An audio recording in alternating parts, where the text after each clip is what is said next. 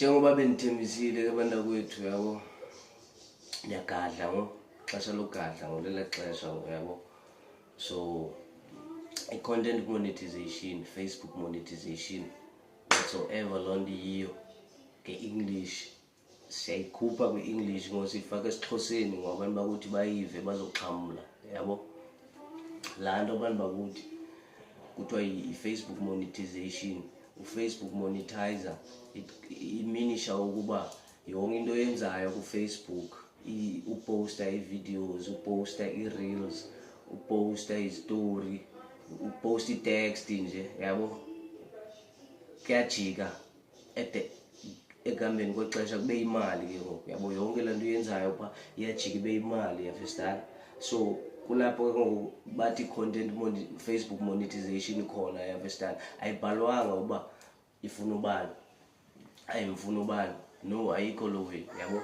It's just ile way xolo mama, it's just that ulanduka into ofanele uba uyayenza wena une-followers eziyi-5,000 yabo, ube ku-professional mode. First of all, professional mode yona nto ibalulekileyo. Professional mode, if awukwazi set up u-professional mode, shiya i-comment ndiza kunceda yabo, ndiza kuthumelela i-screenshot, ndikuthumelele ile way i-video yakhona yabo, ndikubonise uba uvulwa njani ntoni le way professional mode. After u-professional mode, make sure una 5,000 followers, make sure uba uyaposta everyday ku-Facebook yabo, xhaphakile yabo. Make sure uba into ozipostayo azinadlame. Yakubona wena, content monetization. So you make sure iwe ozipostayo azinadlame, akunxilwa, kwenziwa zonke mani ezilahlekisayo. Siyazazi into ezingabantu abamnyama, into ezingazifuniyo yabo. Napha ku-Facebook azifunwa ezanto okhuleko kwethu kusithiwa azifunwa ezinto, napha ku-Facebook azifunwa yabo. Okay, after loo nto leyo ke ngoku shuka wena uyageza, wena utyana le-remote man, jini ntoni ke yabo. After lo way uFacebook uza kuthumelela i-program, yafestana.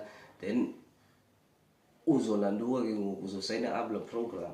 That's whereby iqala khona ke ngoku la way, yafestana. Ine-requirements la way, inento ofuneka uzenze before uyifumane, but azikho nzima. Zibukeka ingathi zinzima xa ziphaa, xa uzijongile zibukeka ingathi zinzima. Azikho nzima yabo, azikho nzima. Into enzima kukuba wena qha uziqhelisane nayo nale nto yoba uposte everyday. Langa nelanga uyaposta wena, langa nelanga ola minute uyaposta wena, because uyayazi uba ulele ntweni eqhingile yabo. So if unento ekohlulayo okwangoku, faka i-comment ezantsi, ndizayiphendula. Noma ndiyiphendule ngevideo ndiyicacise ndiyithini yabo, ndizayiphendula ngevideo mna yabo uba kukho into exakayo yabo. Ibononono tababa magenda yabo, ndizayiphendula mna yabo ngevideo. So until yabo siphinde siphendulaneni yabo. Nawushiya ii-comments ezantsi, nilike, nishare for abanye abantu bazoxhamla yabo. Into yomntu wonke le, especially abantu abamnyama yabo, ingasize ebantwini abamnyama yabo, into yomntu wonke le. So share uba uyakwazi, share. Nomnye azoyibona izokwazi uba ihambe ivangeli. Umntu nomntu aphathe isitya sakhe ayokhongozela kulo mthombo kaFacebook.